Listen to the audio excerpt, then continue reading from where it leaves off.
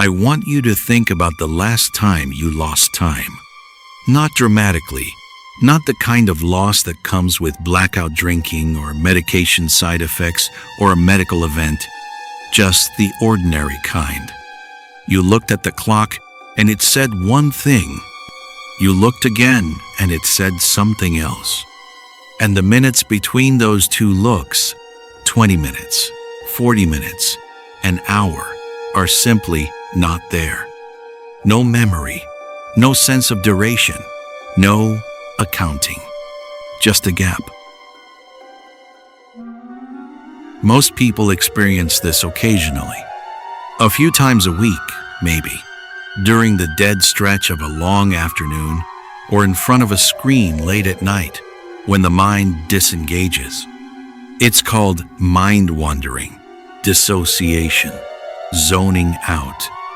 It has a dozen casual names because it happens to everyone and no one finds it particularly alarming. I didn't find it alarming either, until I noticed it was happening at the same time every night. 10:47 p.m. every night, without exception, for 6 weeks. And when I finally set up a camera to find out what I was doing during those 40 minutes, what I saw was not what I expected. It wasn't nothing.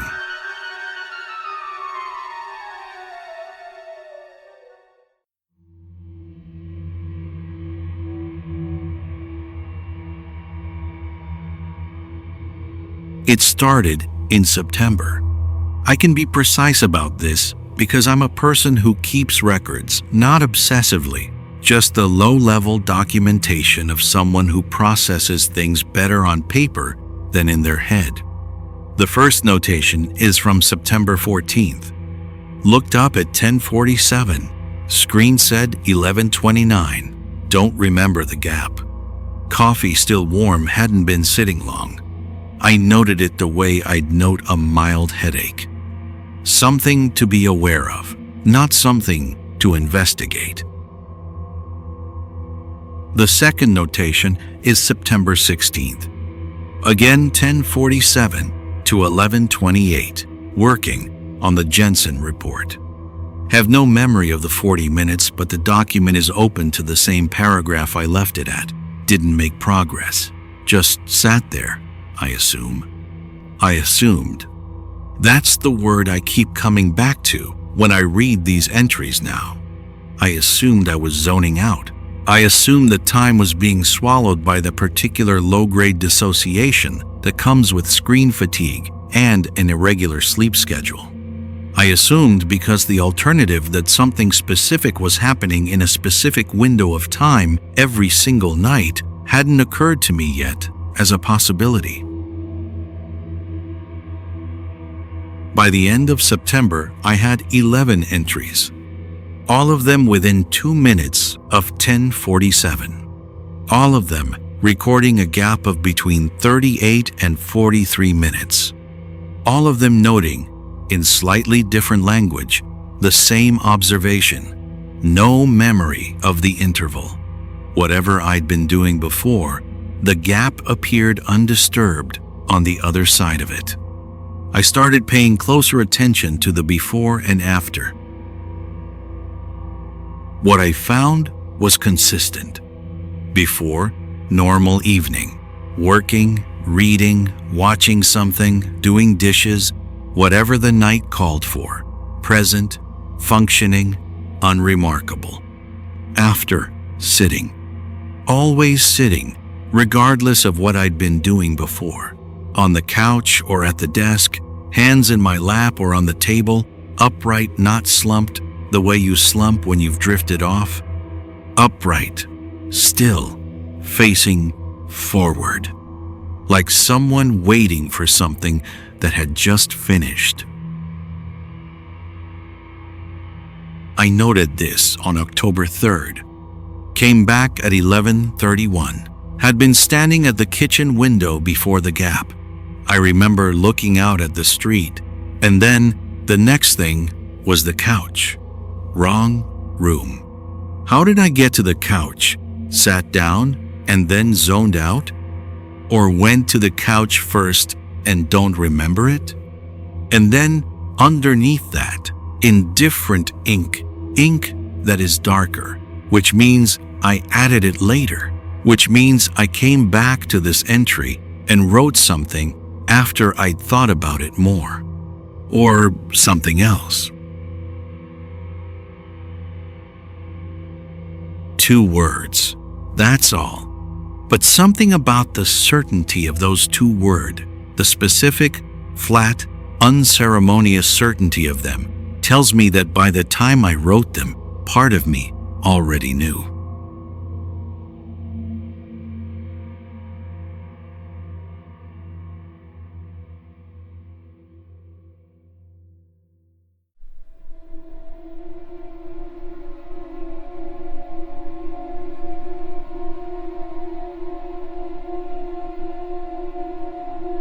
I set up the camera on October 9th. Not a complicated arrangement, a small recording device on the shelf above the television, angled to cover the couch and the desk and most of the open area between them. Motion activated. Continuous recording during motion. Time-stamped. I checked the setup 3 times to make sure the timestamp was accurate. I told myself I was doing this to confirm that I was simply sitting still and doing nothing interesting for 40 minutes to put the question to rest, to have footage that said, "Here is the boring truth. There is nothing to investigate. You zoned out. It happens. Move on." The camera recorded on October 9th from 9:14 p.m. to 11:58 p.m. I reviewed the footage the next morning. The footage from 9:14 to 10:47 was ordinary. Me at the desk, working, getting up to make tea. Back to the desk, shifting in the chair. The recognizable catalog of a quiet weeknight. At 10 hours, 47 minutes and 3 seconds, I stopped moving. Mid-sentence, mid-type. My hands were on the keyboard. Whatever I was writing, I stopped at 10 hours, 47 minutes, and 3 seconds, and I didn't move for the next 39 minutes and 51 seconds. I watched the footage, expecting nothing. What I saw was me, sitting at my desk, perfectly still, for 39 minutes and 51 seconds. Hands in my lap, not on the keyboard where they'd been when I stopped, in my lap. I hadn't noticed moving them. The footage confirmed I did move them 3 seconds after stopping, both hands lowered from the keyboard to my lap in a single, slow, deliberate motion. And then, nothing. For 39 minutes. I watched that footage 4 times. What I was looking for, what I kept returning to, was something in my face. Some flicker of REM movement. Some sign that I had simply fallen asleep with my eyes open. My eyes were open. The footage confirmed this. They did not move. Not to the door when a car passed outside and the headlights swept across the wall, not a blink in response, not a flicker. Not to the window when something moved in the tree outside. I live on the 3rd floor, and the branches sometimes scrape the glass, and I always look up when they do. On the footage, at 11 hours 3 minutes and 44 seconds, something brushed the window. I did not look up. At 11 hours, 26 minutes and 54 seconds, I moved. Not gradually, not the slow emergence from a doze. One moment still, the next moment reaching for the laptop, opening it to the document I'd been working on, and continuing to type as if no time had passed at all. I reviewed the footage twice more, looking for the moment of transition, the frame where the stillness ended. It happened between frames. One frame, still. Next frame, moving. No intermediate stage. I set the camera up again the next night, and the night after that. I have 6 weeks of footage now, and here is what 6 weeks of footage shows. Every night at 10:47, I stop.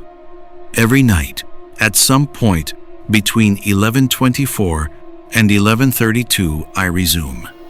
And for all of those nights, all of that footage, reviewed frame by frame, there is nothing in my face that tells me what is happening inside it. Nothing, except one thing.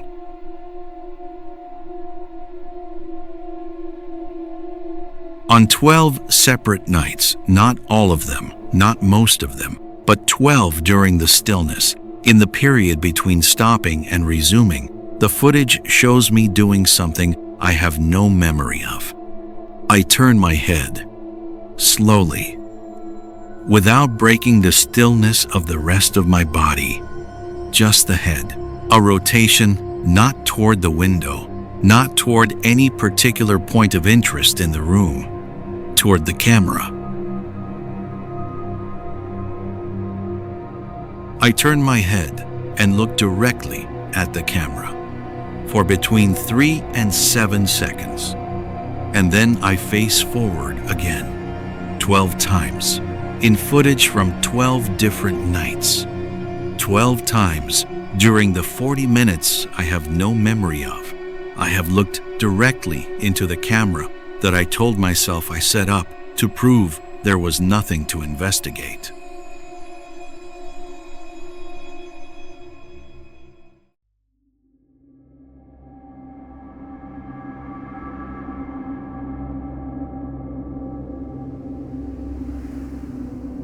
I need to describe what I see in those 12 frames.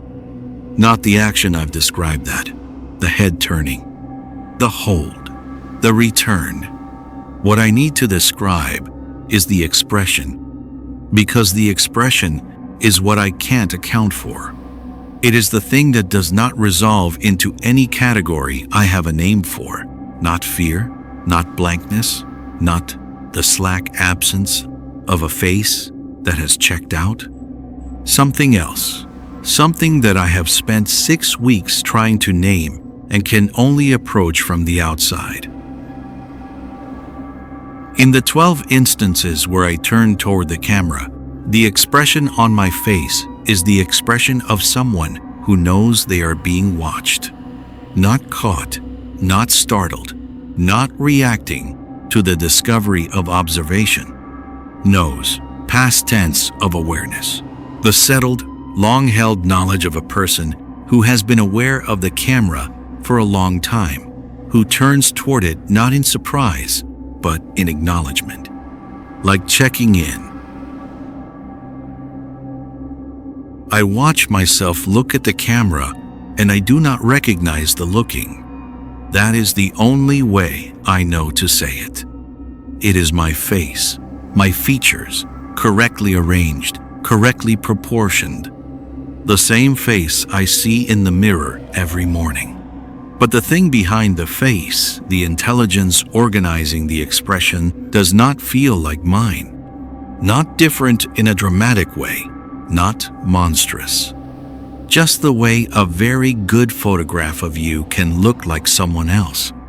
The angle, the light, some quality of the moment's particular configuration produces a version of you that you don't recognize as yourself. This is like that. But it's not a photograph. It's a video, moving, and the expression holds for 3 to 7 seconds without changing.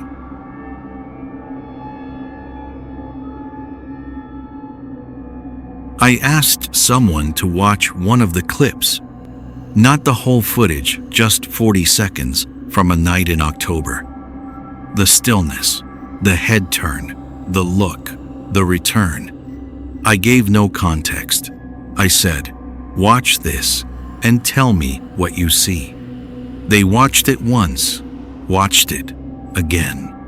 Then they looked up at me and said, "Who is that?"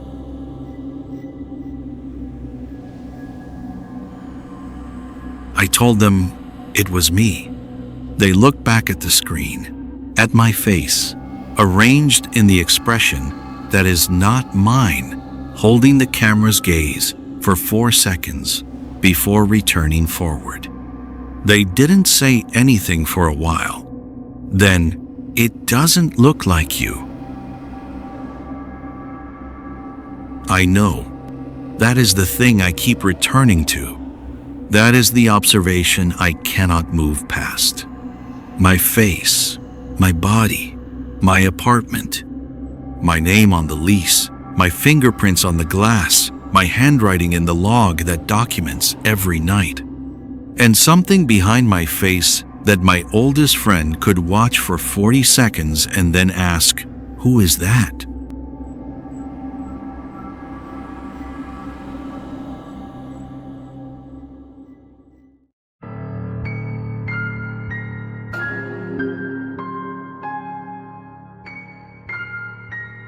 Last night, I did not set an alarm.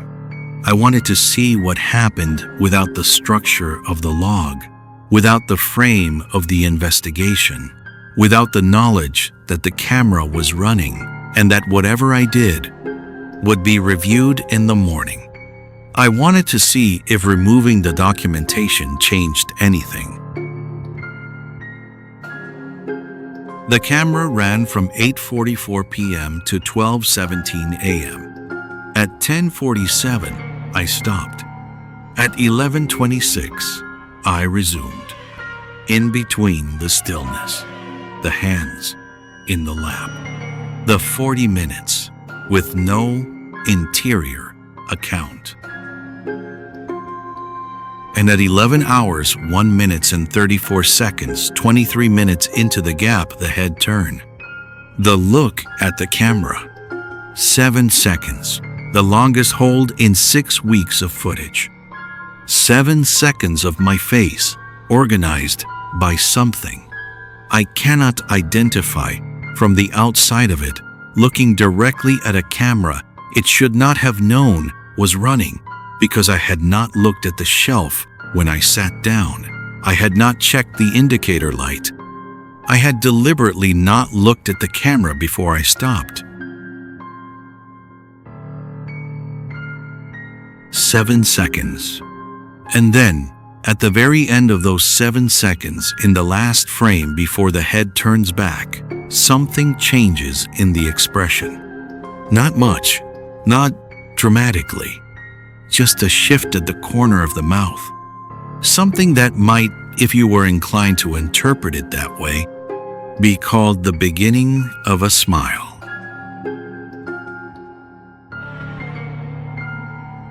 I've watched that frame 200 times. I'm not inclined to interpret it any other way. I'm still running the camera every night. Not because I expect to find an explanation, but because the alternative, not watching, not documenting, letting those 40 minutes continue without any record of what happens inside them, feels like giving something permission. And I'm not ready to do that yet.